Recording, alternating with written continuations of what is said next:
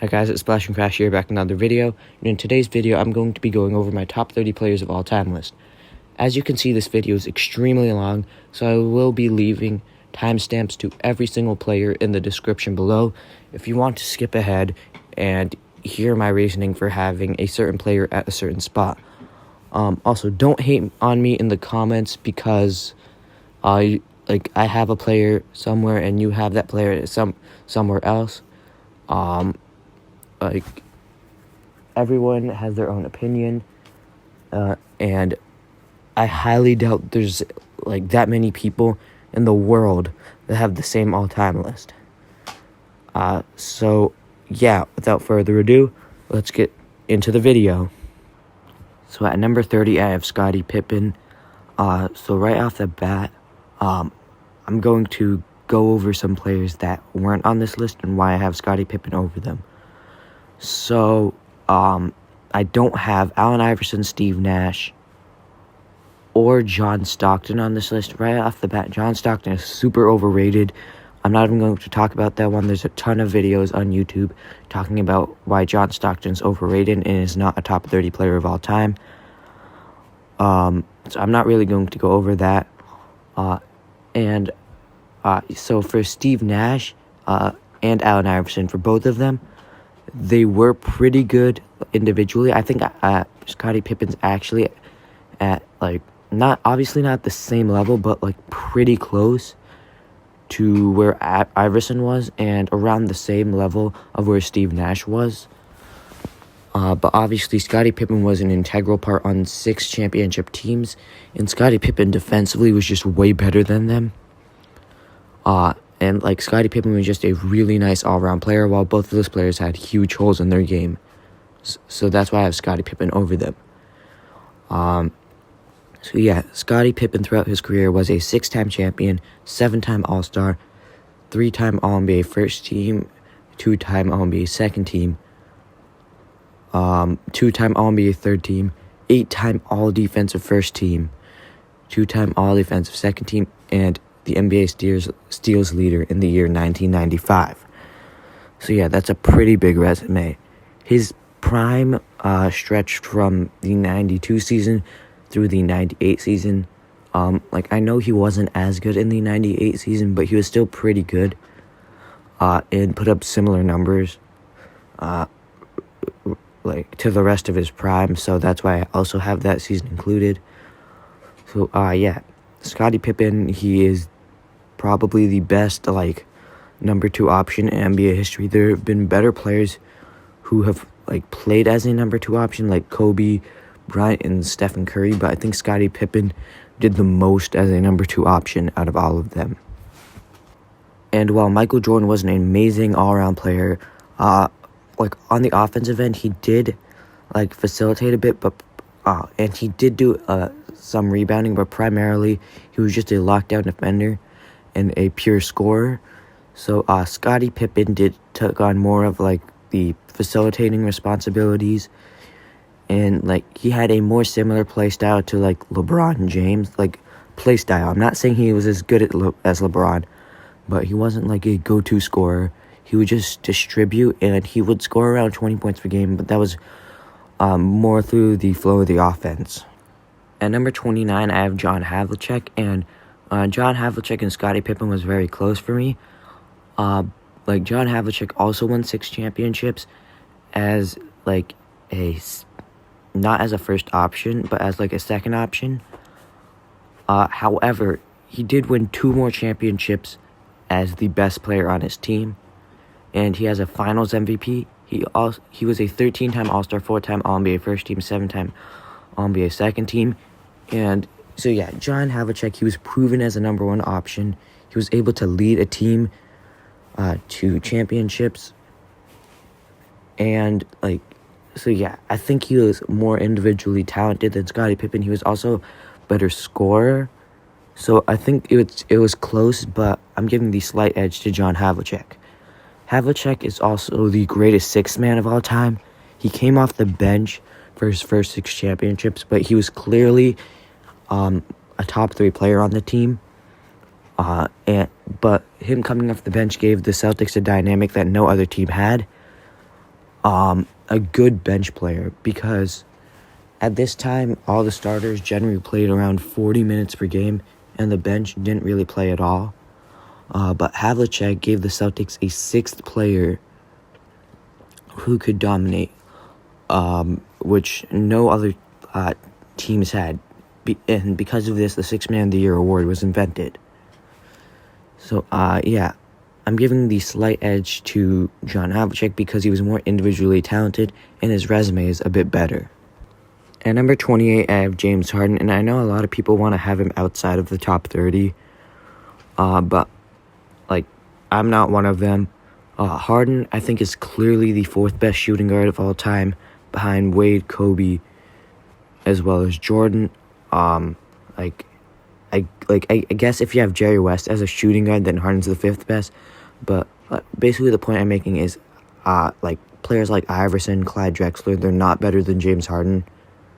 So I have him in the top 30. I also have him above Pippen and Havlicek because Harden has been a true superstar for an extremely long time. He only has one MVP, but I think he should have three, and he was very close to having more than that. I think he deserved the 2015 MVP over Stephen Curry. That was Stephen Curry's first MVP, not the unanimous MVP. The one before that, Stephen Curry just put up very underwhelming numbers, while Harden averaged around the same amount of assists, was a much better scorer, and didn't have nearly as much help as Curry. And I think he also deserved the 2017 MVP, which went to Russell Westbrook. Harden put up a very similar numbers. I know Westbrook averaged a triple-double, but Harden actually averaged more assists and only 2 less rebounds, only 2 less points. But the main thing is, even though him and Westbrook basically had the same amount of help, Harden was able to lead the Rockets to the 3rd seed. So I think Harden deserved that MVP. He won the 2018 MVP, and he was really good these past 2 seasons, but he wasn't the MVP. So Harden's peak was his entire time in Houston. He also won a Sixth Man of the Year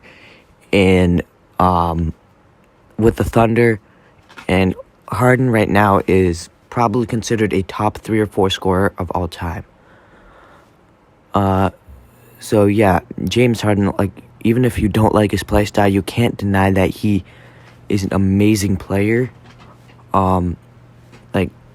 I think he is the best shooting guard, since Kobe and Wade left their prime.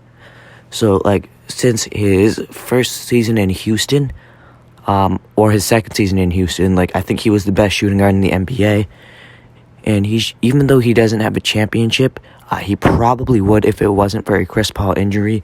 He almost took down the 2018 Warriors, who are fully healthy, which is just ridiculous. He was also the 1 seed in the same conference as the Warriors. He led his team to the 1 seed, which is just ridiculous. James Harden, I know he gets a lot of flack, but I do think James Harden can be the best player on a championship team. And if he goes to Brooklyn, I think there's a very good chance they actually win the championship. At number 27, I have Elgin Baylor. And yes, I have Baylor slightly over Harden, just because I think he was overall more talented than Harden, all-around more talented than him.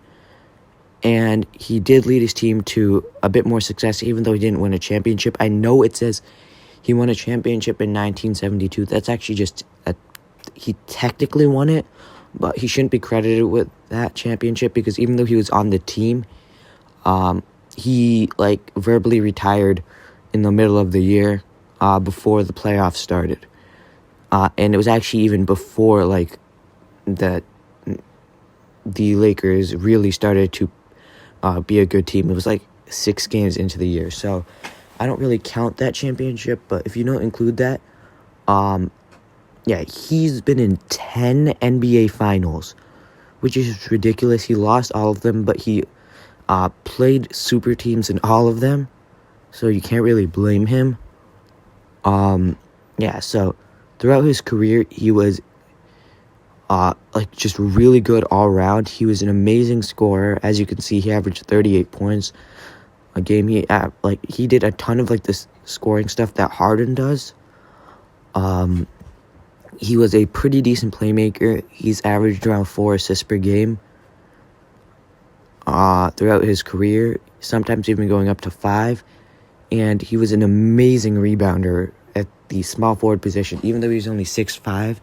And he was playing against players like Wilt Chamberlain, Bill Russell, Willis Reed, Walt Bellamy, Bob Pettit, like all these ridiculous rebounders, and he was still able to like average nearly 20 rebounds per game. Yeah, so overall he was just an amazing player, and it sucks that he never got to win a championship. But yeah, in his rookie year, he led the Lakers, who actually had a losing record, all the way to the NBA Finals. Like, even though he never won an NBA championship, he was just able to plow through the Western Conference. At the time, the Hawks were in the Western Conference, so he beat like Bob Pettit and the Hawks. He beat Wilt Chamberlain and the Warriors. He just kept beating teams. Yeah. Elgin Baylor, I would give him the slight edge over Harden. I know all those 10 finals appearances aren't that insane because towards the end, he did have like Wilt Chamberlain, and for a lot of them, he did have Jerry West. But it is still a bit more success than what James Harden has had. At number 26, I have Chris Paul. And yeah, so I'm going to explain why I have Chris Paul over Harden. Then I'm going to explain why I have him over Elgin Baylor. So I have him over Harden because offensively, Harden's a bit better of a scorer. He's an amazing scorer. Chris Paul is also a really good scorer. But Chris Paul just doesn't attempt as many shots, but he is super efficient and he's a really good shooter. But Harden is obviously a bit better of a shooter. Chris Paul is like one of the best playmakers of all time. He's probably like a top 3 or 4 playmaker of all time. While James Harden is really good, he's definitely not at that level. So offensively, I think they're like about the same. You could give the slight edge to James Harden. But on the defensive end, Chris Paul is one of the best perimeter defenders like ever. James Harden, he was decent in the playoffs last year. Like he was like average, but throughout his career, he's been a horrible defender. So because of that, I have to give Chris Paul the edge over Harden. Neither of them had much success. I know James Harden does have an MVP, but Chris Paul has definitely played in an MVP level before. And giving him the slight edge over Elgin Baylor, just because, like, don't take this as a double standard. I think all 3 of these players are very close. It's just that James Harden's, like, defense pushes him below both Elgin Baylor and Chris Paul. And I think Chris Paul is just a bit more talented than Elgin Baylor. And I don't think that playoff success is enough to, like, make up that talent. Because Elgin Baylor does not have a championship.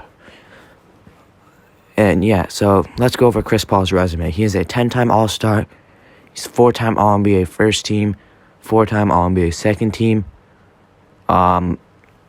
He is also a 1-time All-NBA third team. He's a 7-time All-Defensive first team, 2-time All-Defensive second team. He was the Rookie of the Year, All-Rookie first team. He was a 4-time assist leader and a 6-time steals leader. So yeah, Chris Paul was an amazing player throughout his entire career. And he also has had a lot of longevity. Even at the age of 35, he was able to lead the Thunder to the playoffs and took the Houston Rockets to 7 games. He's now on the Suns. Hopefully they had some success, but it doesn't look like he's ever going to get a championship, which really sucks. But I think he's done enough to warrant the 26th spot. At number 25, I have Julius Erving. And yeah, so if Dr. J played more seasons in the NBA and didn't spend most of his years in the ABA, he probably would have been way higher than this. But unfortunately, he spent most of his prime in the ABA, so he's only at number 25. However, being at 25 is still a great achievement. I have him slightly ahead of Chris Paul because he did win an MVP and he was also NBA champion. So yeah. he was a second option on the 1983 championship Sixers, but he was still an instrumental part. He won the 1981 MVP. He was an 11-time All-Star, 5-time All-NBA first team, and 2-time All-NBA second team. Yeah, so he actually led his team to 2 finals appearances without Moses Malone, which is something that goes under the radar. So yeah, even though he was a second option for that championship, he was still a really good player, and he did lead his team to still wins. He just ran into the Lakers in one of the finals. I don't remember exactly what team he ran into for the other finals, but I assure you it was probably a really good team. So yeah, Dr. J was Michael Jordan before Michael Jordan. Yeah, so when you think about Dr. J, think about basically a worse version of Michael Jordan. So Clyde Drexler with an afro. And number 24, we have the original Isiah Thomas, not the current one, the one who played in the 80s. So yeah, Isiah Thomas, he's here because he was able to lead his team to 2 rings. He was a lockdown defender. He was an elite playmaker. He was also a really good scorer, and he had incredible longevity. Yeah, he was a 12-time All-Star, a 1-time Finals MVP. The only reason he didn't win the other Finals MVP is because Joe Dumars was just ridiculous in that Finals. He was a 3-time All-NBA first-team member, a 2-time All-NBA second-team member. He was also a member of the All-Rookie first team. So yeah, his prime was pretty much his entire career. He was star of the year he came into the league, all the way to pretty much the year he left the league. So despite the fact that most people underrate him and have him outside the top 30, I have him in at number 24. At number 23, I have David Robinson, who is the 7th best center of all time. It's not even close. So yeah, David Thompson is known as the Admiral. He was an amazing player throughout his career. He was the second best center in the league, which most people don't remember. People remember, obviously, that Hakeem Olajuwon was the best center in the league at that time, and that Patrick Ewing was really good, also young Shaq. But David Robinson was probably easily number 2 in that era, which a lot of people forget. His prime stretched from the first year of the 90s all the way till the 96 season. He did have some injury problems, but he was just your typical amazing two-way amazing two-way traditional center. He won 2 championships as a second option. He also won an MVP. He was a 10-time All-Star, 4-time All-NBA first team member, 2-time All-NBA second team member, 4-time All-NBA third team member. So that's 10 All-NBA selections. He actually won a Defensive Player of the Year, and he was a 4-time All-Defensive first team player. So yeah, David Thompson, he was literally just like Tim Duncan before Tim Duncan. He was just a no-nonsense, get work done kind of guy. He actually missed his first 2 seasons because he served in the military, which gave him the name the Admiral. And overall, he was probably the first player who started this whole Spurs culture of no drama, just go to work and get things done. At number 22, I have Kawhi. And before you guys attack me in the comment section below, while those last 3 games in the playoffs were horrible, you can't deny that Kawhi Leonard is great. 3 games shouldn't define a whole player's career, because before that he was easily a top 30 player of all time. He's only had 3. He's only been in his prime for 3 years. There's a problem with Kawhi, and that's injuries. And another hard part about ranking him all time is he didn't really become a star until the mid to late 2010s.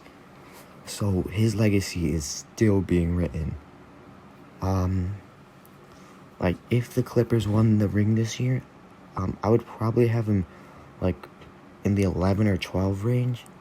Of course they didn't, so yeah. Kawhi has 2 finals MVPs. One of them was in that finals he played like a borderline all-star, but he clamped up on LeBron. He also won another finals MVP in 2019 with the Raptors, which is like the biggest part of his legacy. He had a 3-year, his peak started in the 2017 season, and it's still going on right now. The 2018 season isn't really part of that because of injury problems. But yeah, Kawhi, people don't remember, but in the 2016 season, he was able to keep the Spurs competitive with the Golden State Warriors. They didn't have Durant yet, but like the Spurs, record-wise, were actually close to the 73-9 Warriors, which a lot of people don't remember. Yeah, and in 2017, if Zaza Pachulia wasn't Zaza Pachulia, or wasn't like that horrible, dirty player, Kawhi's legacy would actually probably be a lot greater. Like, the Spurs were destroying the Warriors before Kawhi went down in that game. And yeah, that basically started Kawhi's injury problems. And so yeah, Zaza Pachulia heavily affected the legacy of a top 30 player of all time, which I think is just stupid and shouldn't exist, but it does. Kawhi obviously also has 2 Defensive Player of the Years, only 4 All-Star selections, but I already explained why. 2 All-NBA First Teams, 2 All-NBA Second Teams, 3 All-Defensive First Teams, 3 All-Defensive Second Teams, All-Rookie First Team, and a 2015 Steals leader. So yeah, Kawhi has really been one of the best players in the league the past few years, and I think he's still top 3. Rusty Buckets made a great video about like the recency bias of the 2020 playoffs and how Kawhi Leonard's like stuff is being, Kawhi Leonard's like fall in the rankings is being way overblown.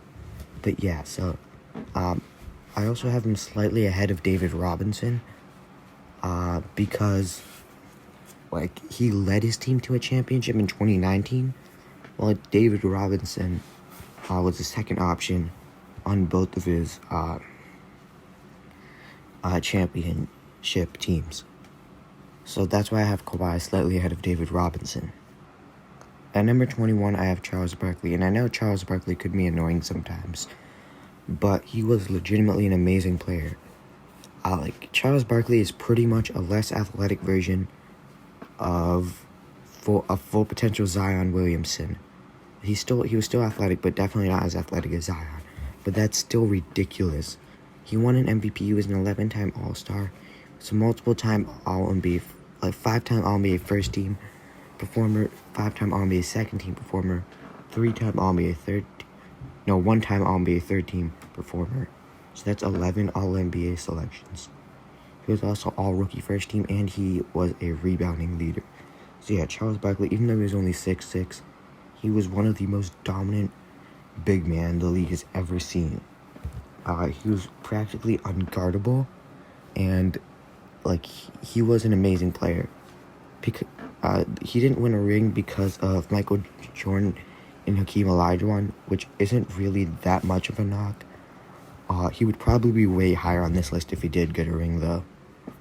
But yeah, so I have Charles Barkley as the 5th greatest power forward of all time, just because I think some of the other power forwards have a much better resume than him. But talent-wise, he's probably closer to number 1 in the power forward rankings. Before I say anything about this man, I just want you to know I also agree he's a horrible person, and no one should ever praise him as a person. However, this is a pure basketball ranking, so while I do hate this man, I am going to be praising him, but only for his play on the court.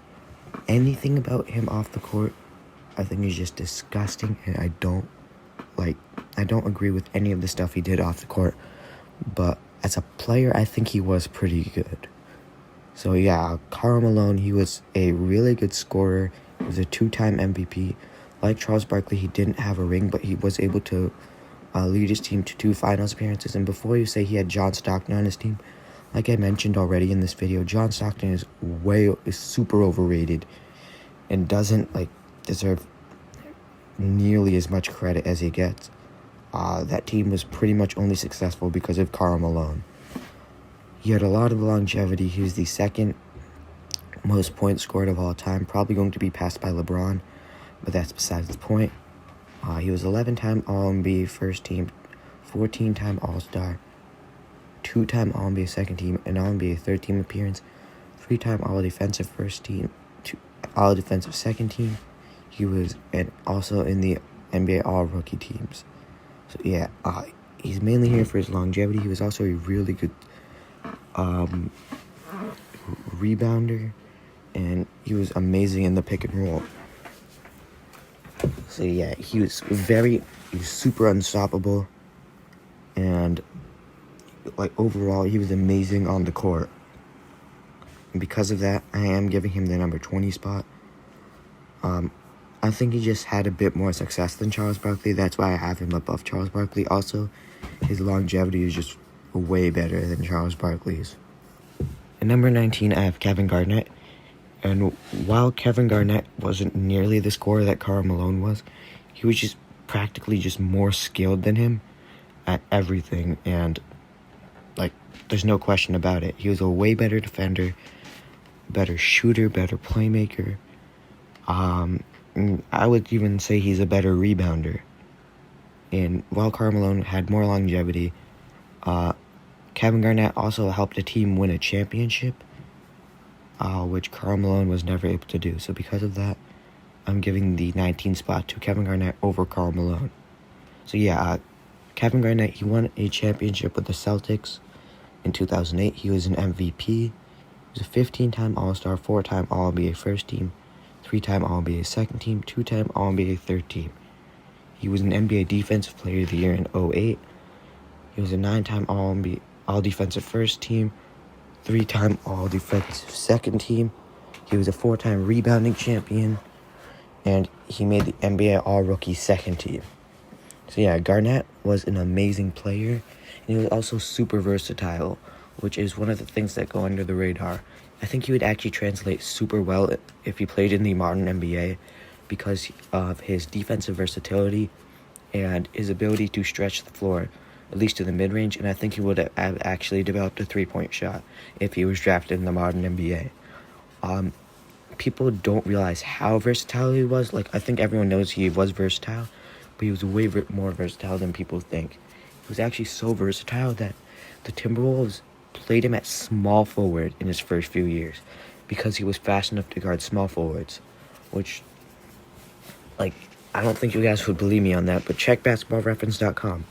If you look up Kevin Garnett in his first few years, he played small forward, which is just ridiculous because he's mostly known as a power forward / center.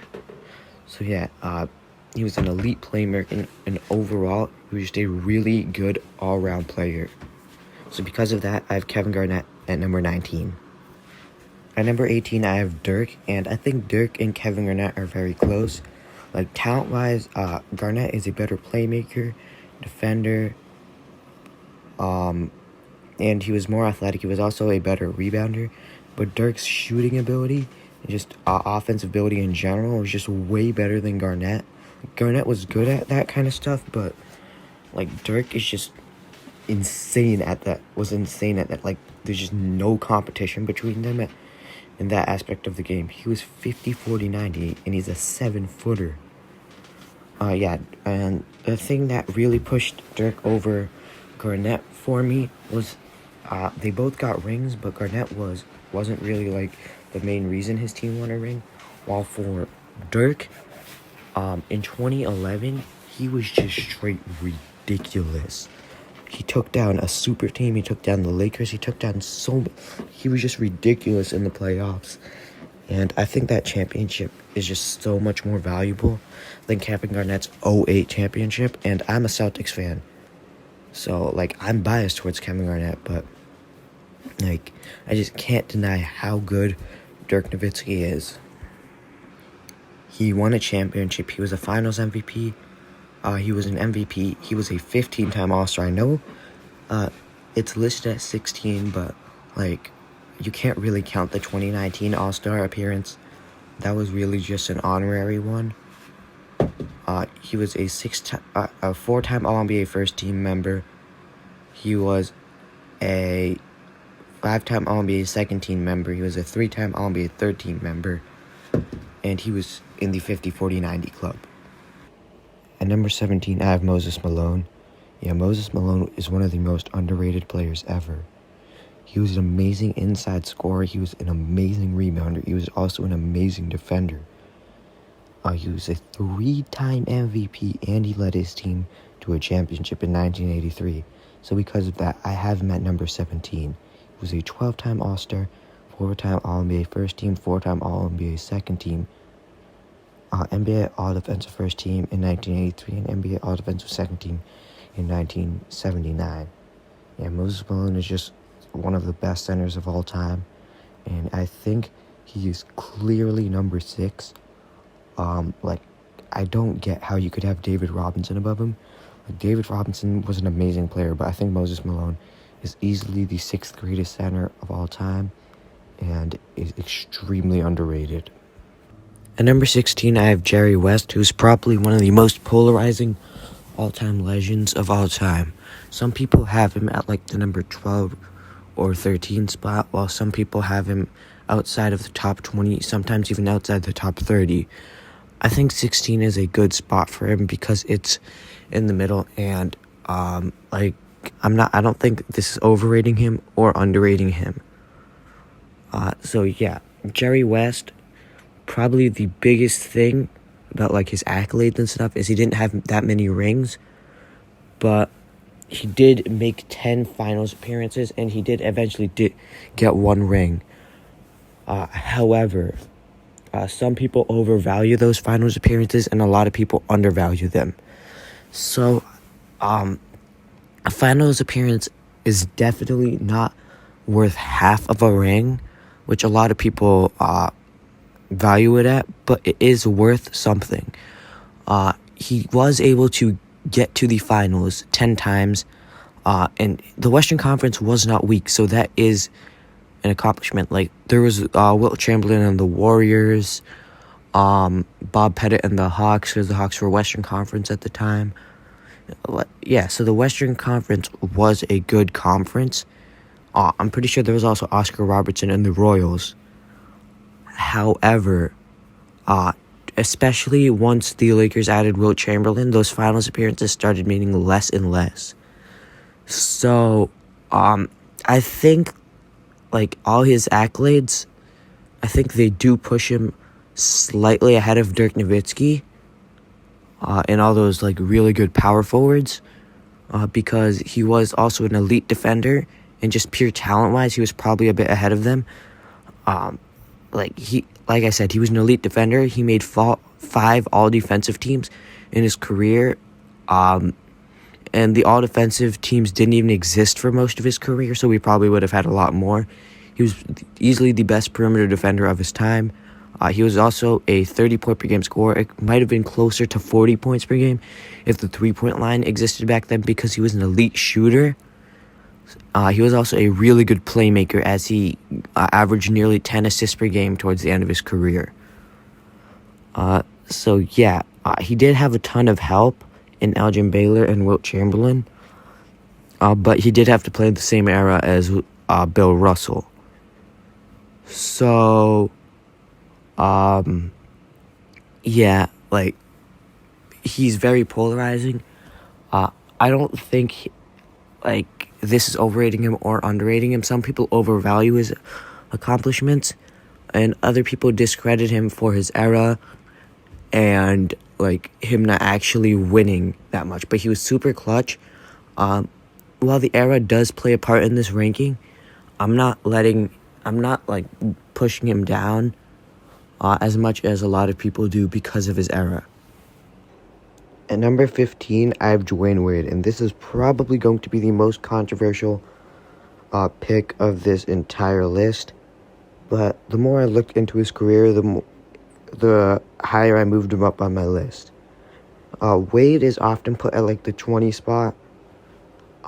However, he was an instrumental part on 3 championship teams, and that 2006 one is very comparable to the 2011 Dirk run. 2011 Dirk is obviously like a bit better, but the 2006 championship run is still like pretty damn close to that. He won a Finals MVP, and there was multiple seasons where he had case for MVP. It's just he never quite was the player who deserved it over someone else. So yeah, he won 2 championships as a second option, and his prime lasted from the 2005 season all the way to the 2011 season. He was a multiple-time All-NBA, and he was also a really good defender. So, yeah, I think he is above all of those power forwards because he just had a lot more success, and frankly, I think he was just better than them. But the Jerry West one is probably a bit controversial. So yeah, the reason why I have Wade over West is because he was actually able to lead his team to a ring. Yes, Jerry West does have a ring, but it was as a Jerry West wasn't the best player on the team that year, as Wilt Chamberlain won Finals MVP. I think West and Wade is very close, but I'm giving the slight edge to Wade also because of his defense. I think Wade is a better defender than Jerry West, and also, I think Wade's athleticism is just really important to factor in. West was a decent athlete, but nowhere near the athlete that Wade was. They were both really good playmakers. West was probably a bit better of a shooter, but I think Wade's athleticism really cancels that out. So yeah, accolades-wise, I think Wade takes it, and I think he has a slight edge over West in talent-wise as well.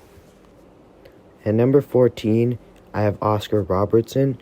And before you say I'm holding him to a double standard, and he should be lower because they have players like Dirk Nowitzki, Kevin Garnett, Jerry West, Karl Malone, and Charles Barkley lower than Dwyane Wade. I value everything. I don't just value one thing. I value stats, championships, defense, offense, playmaking, rebound. I value all of it. And Oscar Robertson, just if you're talking about pure talent, I think that outweighs the accolades. He did win a championship as a second option. In 1971, he was a second option to Kareem Abdul-Jabbar on the Bucks.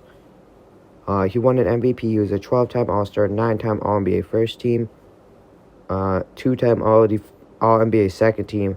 He was Rookie of the Year, and he was a multiple-time assist leader. So yeah, Oscar Robertson most famously was the first player to average a triple-double. But a lot of people might be thinking, why isn't Westbrook higher then? That's because Oscar Robertson, he got organic triple-doubles. He didn't stat pad for triple-doubles. And for the entirety of his first 5 years in the NBA, he was always within 1 rebound or 1 assist of averaging another triple-double. In fact, in his MVP year, he was 0.1 rebounds away from getting that triple-double average, which is ridiculous. He was super athletic. He was also a really good defender. And he was a amazing playmaker. And on top of that, he consistently averaged nearly 30 points per game in his best years. So yeah, because of that, I think Oscar Robertson, I'm giving him the edge over Dwyane Wade just because of his pure talent and ability to be one of the best players in the league as a guard in a time where the league was predominantly made up of star big men. At number 13, I have Stephen Curry, and spoiler alert, I have Kevin Durant over Oscar Robertson. And that's because they have more accolades. I think both of them are just more skilled. And, they have this thing called gravity on the offensive end.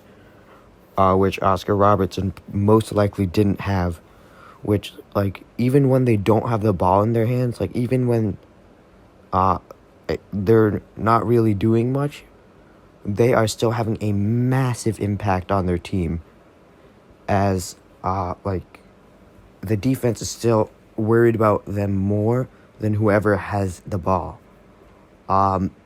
because of how much of a shooting threat they are. And I think that's a very important thing to factor in, because not only can you build a team around Stephen Curry or Kevin Durant, you can build a team with Stephen Curry or Kevin Durant as like a side piece and not as a main option, and they would still have an amazing like effect, and they would still have the same amount of impact as they would have as a number one option, which is definitely not something you can say about Oscar Robertson, who saw a major dip in production once he teamed up with Kareem. But for Steph and KD, sure, their points per game did go down a bit, but everyone knew they were still at that same level. They were still at that same MVP level of player that they were before, which is why I have both of them over Oscar Robertson. Yeah, let's talk about Curry's accolades, and then when we're talking about Durant, that's when I'll talk about why Durant is over Curry. But yeah, so Curry is a 3-time champion. He didn't win Finals MVP on any of those teams. I think he probably deserved it in 2015 over Iguodala. But like, that's okay. He's a 2-time MVP. The second one was a unanimous MVP. I don't think he really deserved the first one over James Harden, but like, it is what it is. He's a 6-time All-Star, 3-time All-NBA first team, 2-time All-NBA second team, 1-time All-NBA third team, NBA scoring champion, an NBA steals leader, and a 50-40-90 club member. So yeah, that's a very extensive resume. Yeah, Curry, I think, is easily the number 2 point... Well, not easily, but I think he is definitely the number 2 point guard of all time behind Magic Johnson.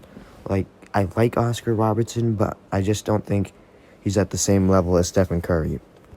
And Stephen Curry's still in the middle of his prime, still on a presumed contender, so there is a chance that he could add to his legacy, and it's very likely that he will.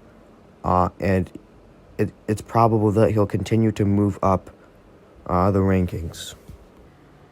I have Kevin Durant at number 12, and I do have him ahead of Stephen Curry.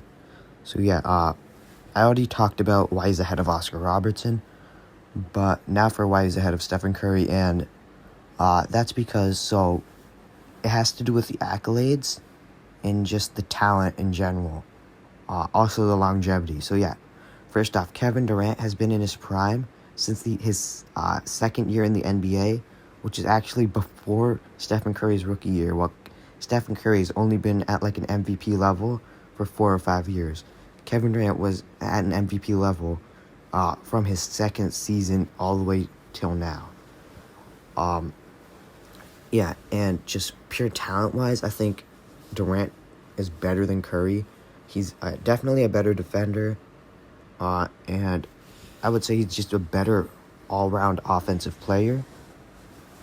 And yeah, so for the accolades,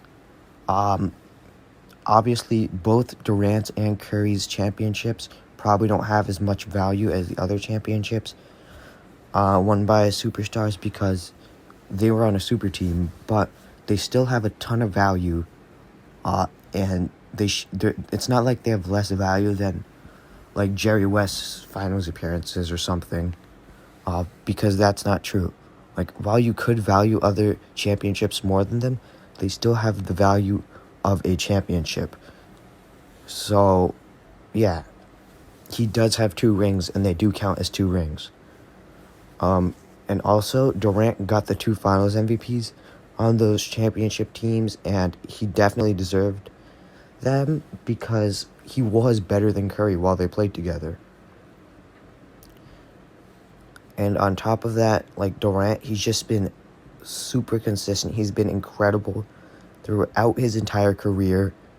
And yeah, but this ranking could change. Both of these guys still have a ton of basketball left in them, and both of these guys could easily add a ton to their legacy in the upcoming years. So keep an eye on these two grades because they could go way higher in the rankings. If they play at the level we're used to, or if they somehow exceed the level we've already seen from them. At number 11, I have Hakeem Olajuwon, and I know a lot of people have him in their top 10, but he just misses the cut for me because I can't justify having him over any of the people over the top 10, and because of that, I'm having him right outside the top 10 at number 11. But he's definitely on the level of those top 10 players. I think there's 11 top 10 players in NBA history. I know that doesn't make any sense. It sounds really weird.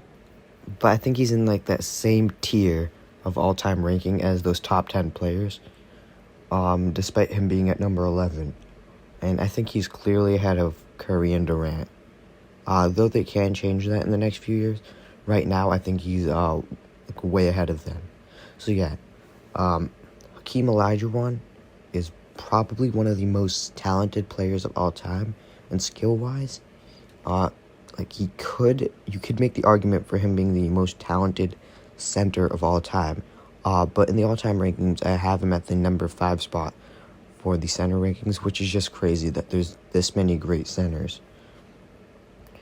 But yeah, so Hakeem Olajuwon, everything he did was just so good. He probably would have had way more than 2 rings if Ralph Sampson and that whole mid-80s Rockets team didn't fall apart. But he was able to make up for that a decade later with his 2 back-to-back rings. Another thing with Hakeem is his rise coexisted with Michael Jordan's first retirement, which allowed him to get those rings despite it being in the middle of a Michael Jordan dynasty. So yeah, Hakeem, he has 2 rings. Both of those rings were super incredible, and no one saw either of those coming. The first ring, the 1994 ring, he had one of the weakest supporting casts in finals history, and probably the weakest championship supporting cast in NBA history, not including all those trash teams from the 40s and 50s. And his second ring, his team was the 6th seed. Yeah, they were the only championship team to ever be a lower seed, which is just incredible. He won Finals MVP for both of those championships. He also won a MVP in 1994. If his team wasn't the 6th seed, he probably would have won MVP in 95. But that's beside the point.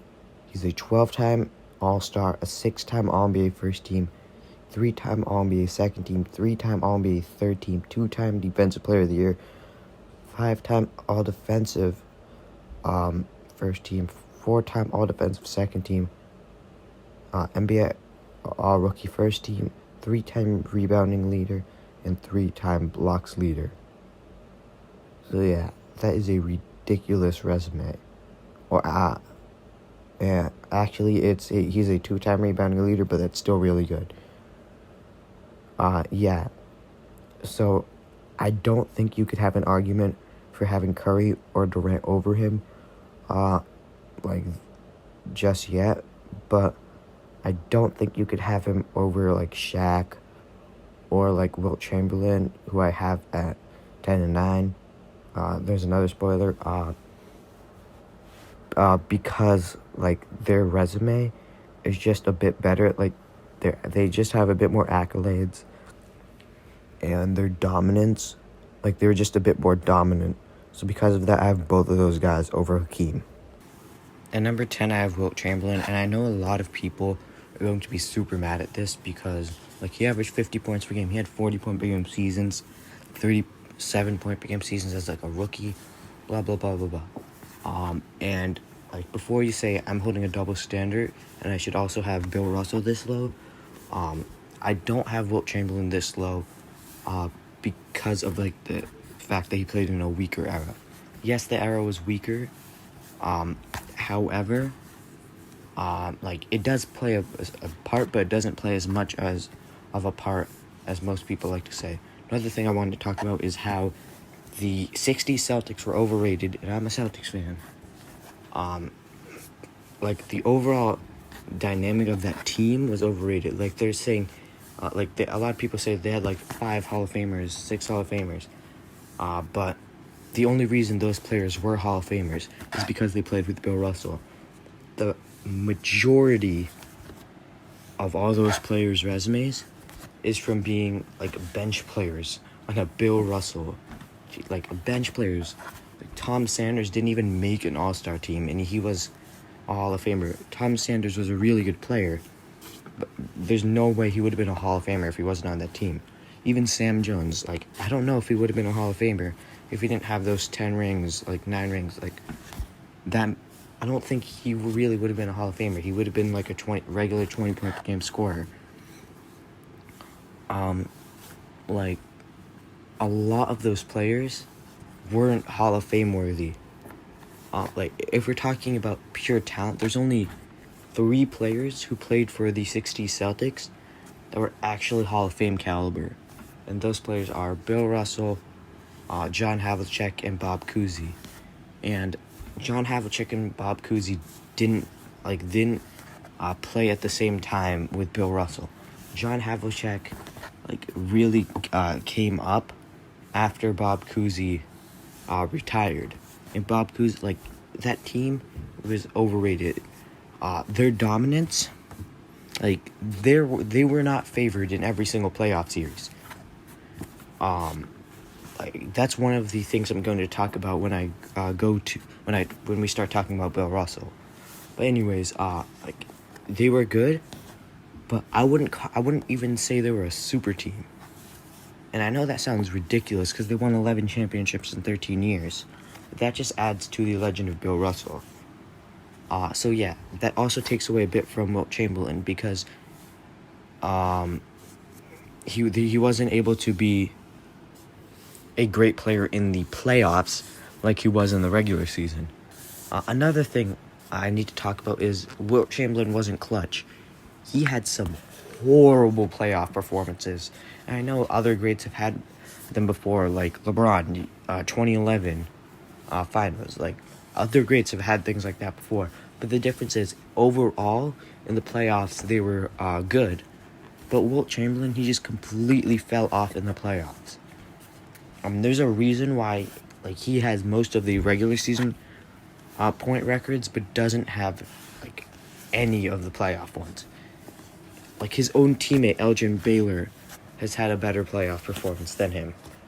A way better playoff performance than him. It's because Wilt Chamberlain got most of his great games against not so great teams. The only season that so his stats and stuff, that's what gets him this far. But the only accolade that really matters for Wilt Chamberlain is that 1967 championship. That was legendary, and I'll give him that. But 72 does add a bit of value, but is nowhere it does not have anywhere near as much value as 67. The 1972 championship, at least the amount of value it has for Wilt Chamberlain, that's overrated. He won Finals MVP, but that's just because his stats were more well-rounded. I'd probably say that Jerry West was the best player on that team that year, and you could I think Wilt Chamberlain was closer to Gail Goodrich talent level than Jerry West that year. So don't attack me in the comments, but that's just if you look back at it, that's what the records show. That's what all the stats show. And I talked about him not being that clutch and being horrible in the playoffs, especially in 1969, where I just talked about how the Celtics weren't as good. The Lakers were underrated. They made a ton of finals appearances. They couldn't ever really beat the Celtics. That's not, like I mentioned earlier in this video, that's really not that much of a knock on Jerry West.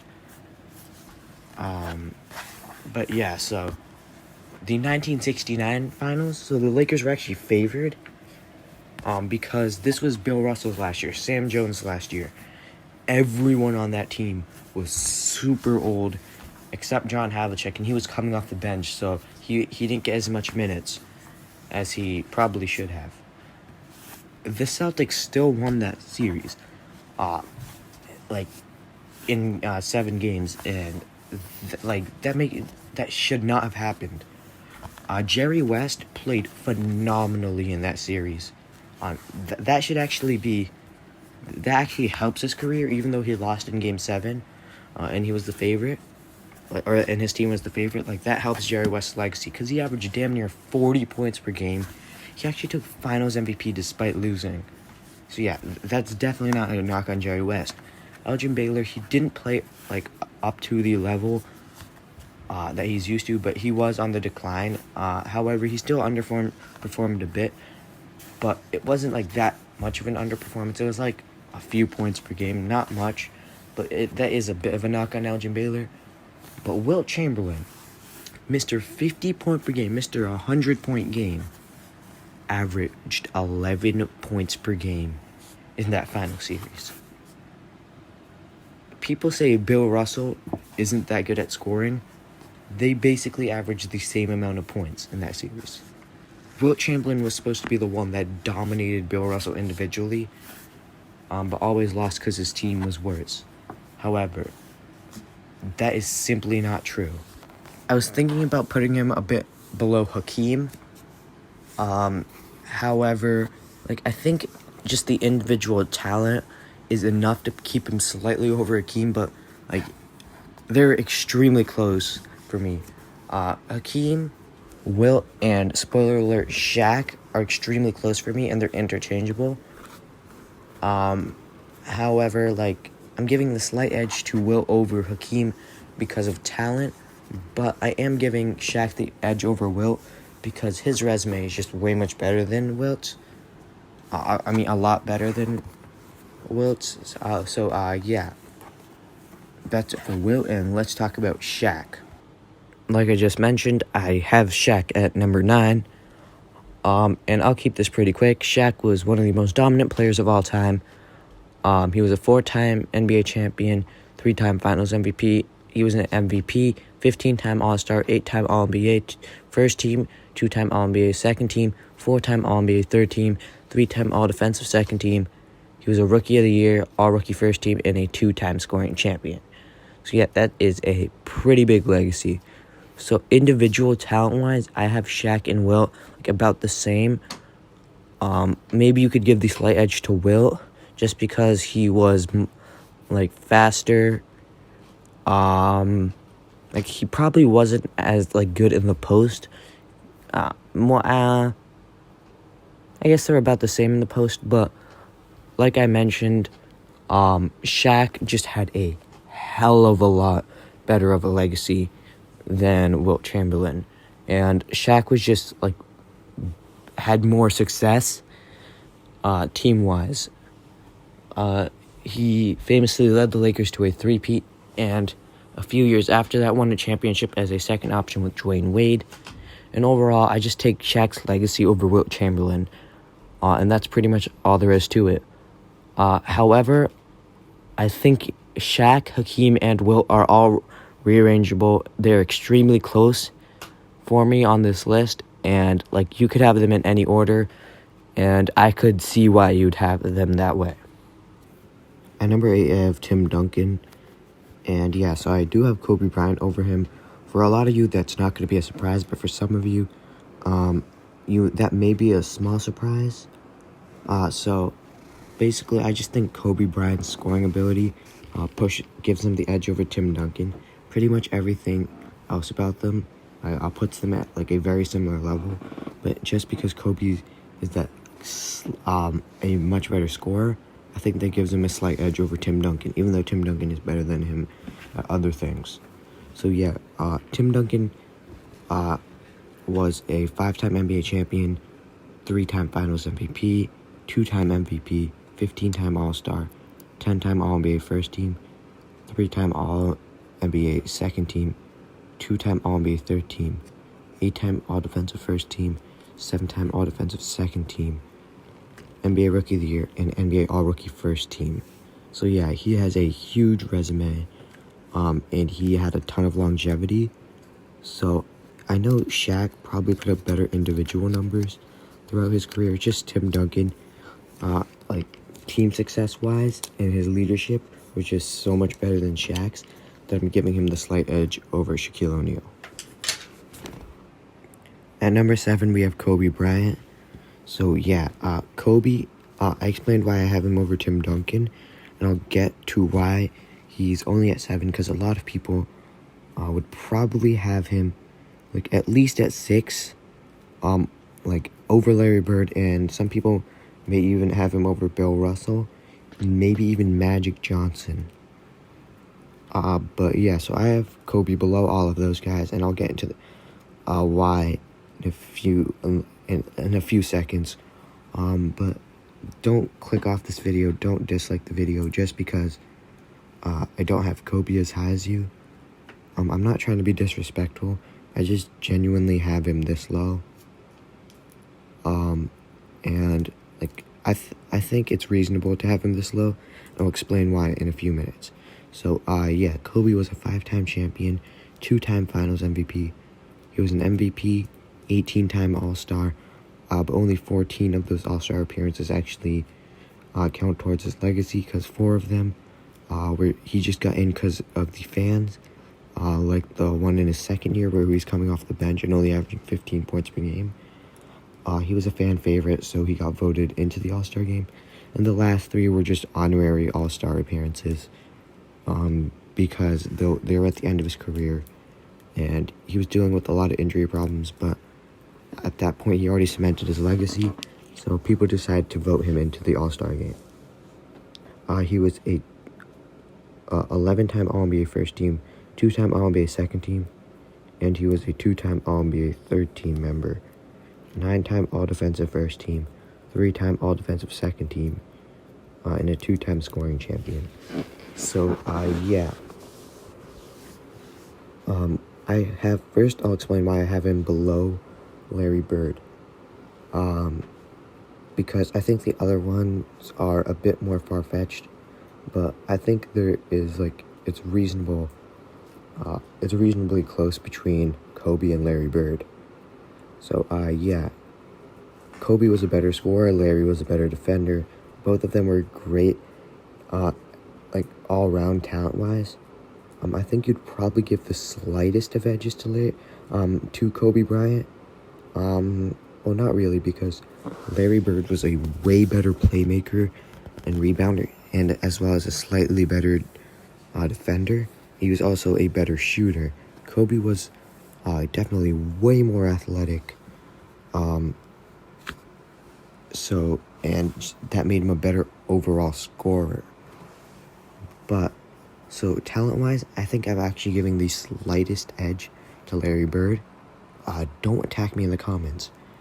If you just compare them, skill by skill, if you compare, if you break down their games and compare them, I think you'd probably come to the same conclusion that Larry Bird is better than Kobe Bryant, based purely off of talent. And accolades-wise, Kobe probably has more all-around accolades and had more longevity. But the thing that really pushes Larry Bird over Kobe is Larry Bird, for every single one of his championship rings, was definitely the best player on his team. And he was able to lead his team to substantial success before he had help as early as his rookie season. In Larry Bird's rookie season, the Celtics won 61 games and went just because of Larry Bird. And I know that it's specifically because of Larry Bird, because the Celtics only won 29 games the year before. So Larry Bird basically had no help and was able to lead his team to 60 wins as a rookie. While on the other hand, prime Kobe Bryant wasn't able to lead his team to 50 wins. And I know Larry probably had a bit better of a team, but I don't think it's a 20-win difference. So, like, I don't take this the wrong way, but I think a lot of people are having a lot of bias because Kobe tragically passed away at the beginning of the year. I'm not really going to let that affect my all-time ranking. It's extremely sad that he passed away, but that shouldn't affect his legacy at all. So because of that, I have Kobe below Larry Bird. And as for Bill Russell and Magic Johnson, if it's like Bill Russell and Magic Johnson are just way farther ahead than Kobe and Larry Bird. Like, it's not even comparable, really.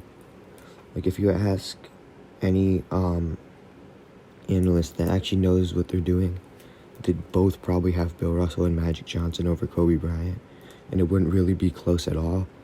Like, a lot of analysts actually don't have Kobe Bryant in the same conversation as Larry Bird, and a lot of them have him below Tim Duncan. But however, I think he's a bit better than Tim Duncan and is pretty close to Larry Bird. At number 6, I have Larry Bird. So yeah, I explained why I have him over Kobe, so I'll just go over his stats and accolades. So he was a 3-time NBA champion, 2-time Finals MVP, 3-time MVP, 12-time All-Star, 9-time All-NBA First Team. He was an All-NBA Second Team, 3-time All-Defensive Second Team. He was a Rookie of the Year, All-Rookie First Team, and he was a 2-time member of the 50-40-90 Club. He was just good at everything. His only weakness is he wasn't as athletic, but he was elite at everything else.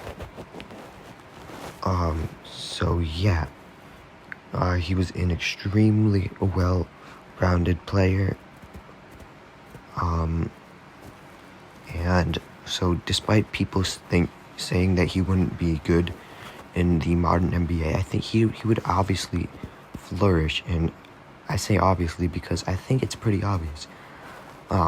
People think that Larry Bird was just some weak old-fashioned player, but Larry Bird was he would fit in really well with modern basketball because he was an amazing shooter. And he would be a great floor spacer and would probably be a top 2 player in this entire era, alongside LeBron James.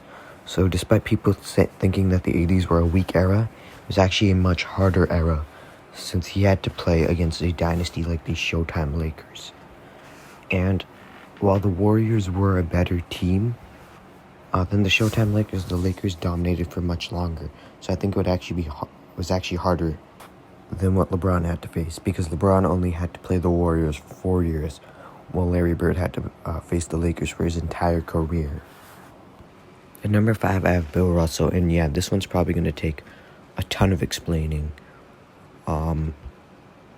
because a lot of you would probably say I'm having a double standard, that I'm not holding Wilt Chamberlain and Bill Russell the same amount of accountability for their era, that I'm overvaluing his championships, or that he was on a super team. I'm going to explain all of that right now. So first, the era argument. As I mentioned with Wilt Chamberlain, while the era does play a part, it does, I don't think their era was as bad as people like to think. And yeah, so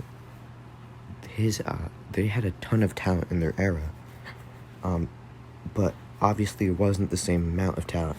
So because of that, I have Bill Russell below Magic Johnson and Kareem. And you might be thinking, well, he's nowhere near them, but he actually is. And probably the only thing that doesn't have him, the only reason he's not above them, is because of his era. So yes, the era argument does exist. However, I'm not gonna push him down 8 spots because of that, and I don't think their era was as bad as people like to say. I explained why I have Wilt Chamberlain that low. It's not completely because of his era. It does play a small part, but it doesn't play that big of a part. I explained why I have him that low. And now it's time to explain why Bill Russell is this high. So first, let's talk about the team now. So the argument that his team was just the greatest team of all time. He had 8 or 9 Hall of Famers. Blah blah blah blah blah blah blah. So I mentioned this with the when I was talking about Wilt Chamberlain, but these Celtics were not as good as people like to say.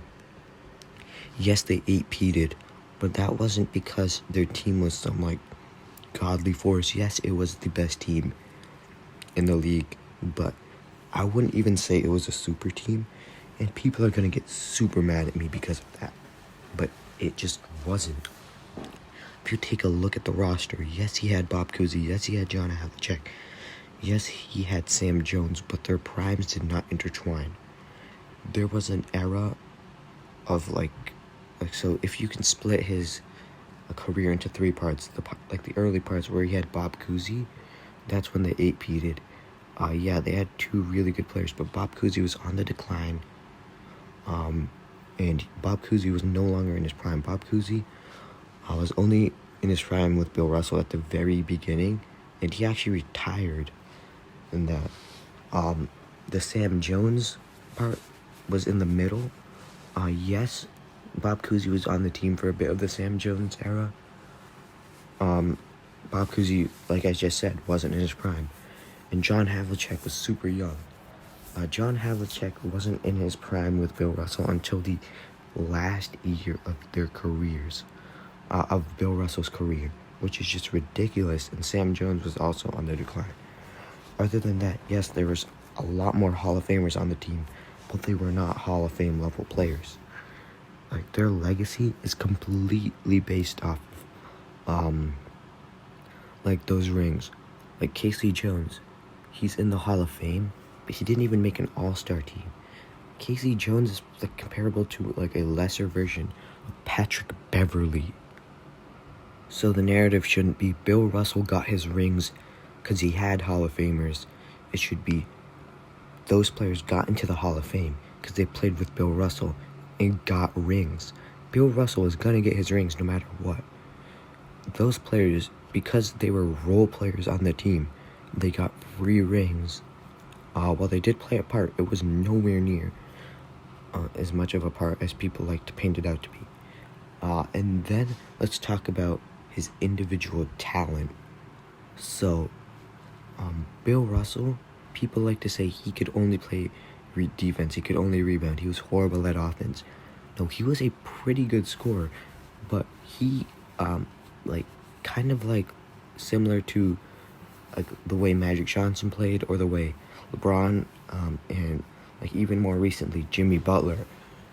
So, yes, they can score, but they don't choose to. They choose to use their playmaking ability to make their teams better. Bill Russell was an amazing playmaker for a center, averaging nearly 6 assists in some of his seasons, which is just ridiculous.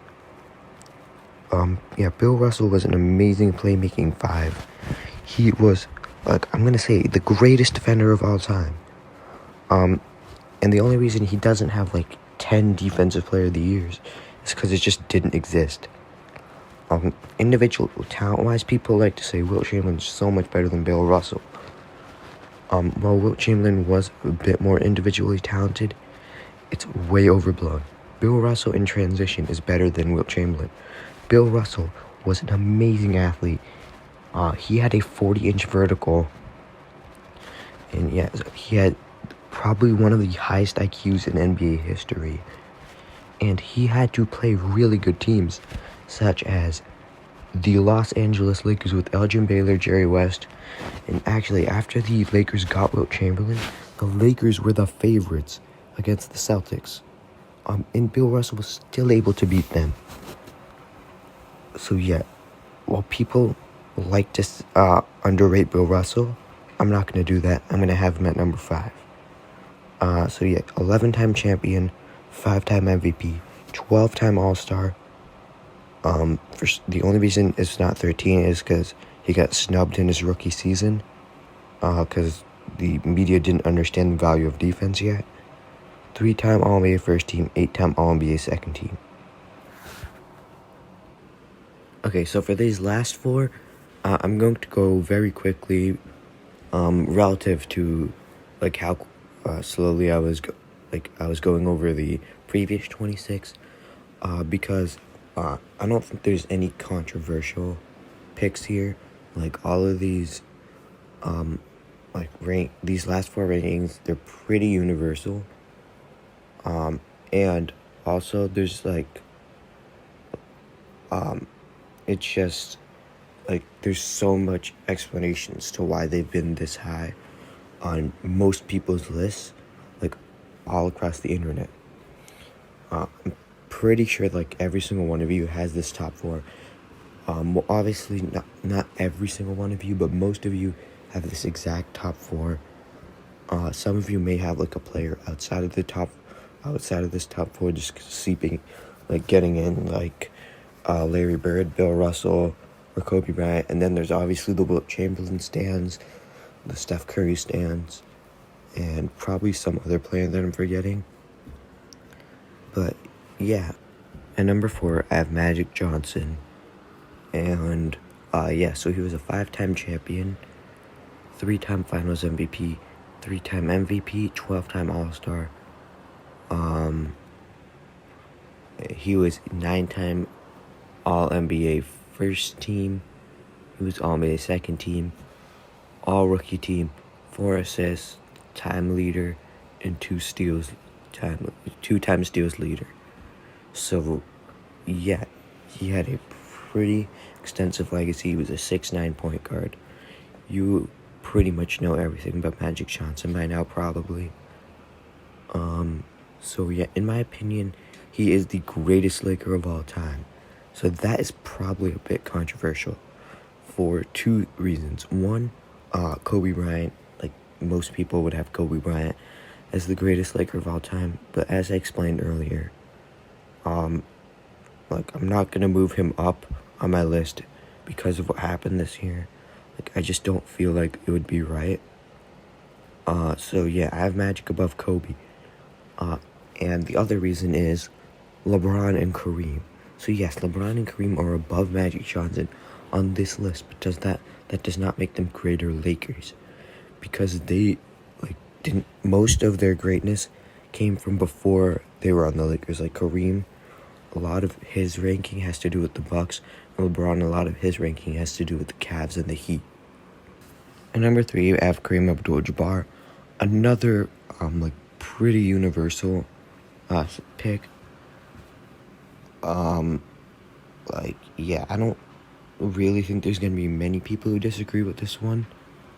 7'2" center. He had the most unguardable move of all time in the skyhook, and he was a 6-time NBA champion, 2-time Finals MVP, 6-time MVP, 19-time All-Star, 10-time All-NBA first team, 5-time All-NBA second team, 5-time All-Defensive first team, 6-time All-Defensive second team, Rookie of the Year, All-Rookie first team, 2-time scoring champion, NBA rebounding champion, and finally a 4-time NBA blocks leader. So yeah, that is a pretty large resume. On top of that, he's also the all-time NBA scoring leader. He's most likely gonna get passed by LeBron sometime soon, but at least for now, he is number 1. And number 2, we have another very simple one and probably not controversial one. And LeBron James. Yes, I know a lot of people, especially newer fans, like to have him at number 1, but he's not number 1. I'm not a LeBron hater. I don't really have anything against him. It's just he's just straight up not past Michael Jordan. I mean, he could definitely pass Michael Jordan by the end of his career, but it's going to be hard, since one thing that he does have on his legacy that Jordan doesn't is LeBron has dark spots. He has parts in his career where he messed up on the court, while Jordan never had that. Jordan pretty much had a perfect career, for what he was given. There's no like huge knocks on Jordan's game. As for LeBron, there are a few. 2011, the 2010 conference, or I think second round or conference finals. I don't exactly remember which one. 2007 finals. 2019 regular season. A ton of stuff that is just not good for LeBron's legacy that he has there. So because of that, I don't think he's past Jordan yet. However, he is definitely number 2 in my eyes. 4-time champion, 4-time finals MVP, 4-time MVP, 16-time All-Star, 13-time All-NBA first team, 2-time All-NBA second team, 1-time All-NBA third team, which was 2019, 5-time All-Defensive first team, 1 All-Defensive second team. He was a Rookie of the Year, All-Rookie first team, scoring champion, and most recently, an assist leader. So yeah, he just think like he has the best all-around game of all time. Like Jordan, I think is individually better. Yeah, that is true, but just like being able to do everything. He's not the best at like a lot of skills, but he's like top 5 at so many different things. It makes him the best all-around player of all time in my eyes. I think there are more than one players that are just better than him, like skill-wise. Like for example, Kevin Durant and Michael Jordan. Yes, I do think Kevin Durant is more skilled than LeBron James. I never said better. But like I think the only person who can combine the athleticism that LeBron has and is still more skilled than him is Michael Jordan, who I do have at number 1. So yeah, at number 1 I obviously have Michael Jordan, which I just mentioned, and like I don't really need to explain why I have him at number 1. Like if you need an explanation, just look it up. So yeah, he's 6-time NBA champion, 6-time Finals MVP, 5-time MVP, 14-time All-Star, 10-time All-NBA first team, All-NBA second team once, Defensive Player of the Year, 9-time All-Defensive first team, Rookie of the Year, All-Rookie first team, 10-time scoring champion, 3-time steals leader. Yeah, so just don't really need much more explanation than that. If you do, like I mentioned, look it up. There's a ton of things you can find on Michael Jordan. Way too much for me to put into this video. But yeah, so that's it. So yeah, that's it for the video. If you're somehow still watching without skipping ahead, that's just insane that you would sit here watching an hour and 30-minute long video. But yeah, so this video is extremely long, and it took me multiple weeks to record, maybe even a month. It might have been a month now, I don't know. But yeah, so if you've watched till the end of the video, you obviously enjoyed at least like a little bit of it. So I would really appreciate it if you would support the channel by hitting the like button. It only takes like 1 second. And while you're down there, why don't you give me a subscribe? Like, I have a extremely low subscriber count, and it would be great to get that up, because that would, like, the more subscribers I have, the more motivation I'll have to make videos, and the better videos I'll make. And my channel is really low. It's not really going to hurt you in any way to hit that subscribe button. So please hit it. Yeah. So now I have to go do now I have to download this video from the editor, upload it to YouTube. So that's probably going to take the entire day. And like late tonight or maybe even tomorrow, I have to do the description. This is going to take a lot of time. But yeah, so that's it. If you have any questions on my rankings or any more information that you would like me to give you, ask in the comment section below. And since I'm a small channel, I will see every comment and I will respond. So yeah, that's it. So bye.